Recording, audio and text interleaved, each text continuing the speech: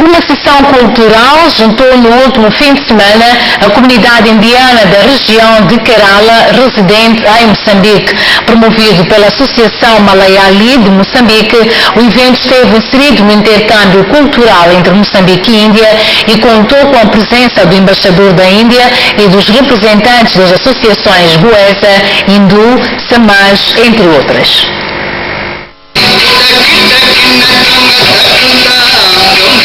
Dança e exibição de um filme que retrata a vida de Kerala foram os principais condimentos da sessão cultural.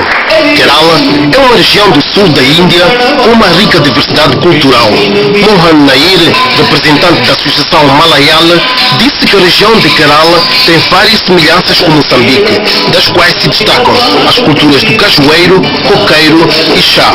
Outro exemplo citado por Mohan Nair é a laranja que em Kerala se chama Mozambi.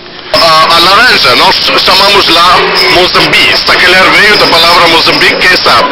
Mas ok, temos todas as culturas que Moçambique tem. Temos chá, a borracha natural, especiarias e pronto, é uma terra abençoada por causa da quantidade de água que chove anualmente. Abençoada também ficou a cerimônia com o acender das velas pelo embaixador da Índia. Este diplomata enalteceu a riqueza linguística da Índia, país que se fala cerca de 1.700 línguas. É uma nova experiência que estamos a ver entre as culturas da Índia e de Moçambique.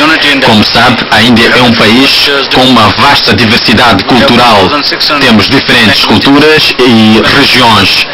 Temos 1.618 línguas faladas na Índia. A Associação Malayala de Moçambique foi criada há 6 anos. Tem como objetivo manter a comunidade indiana em sintonia com a terra de origem, bem como promover o intercâmbio cultural entre Moçambique e Índia. Obrigada pela atenção. O telejornal volta amanhã quando forem 20 horas. Até lá, fique bem.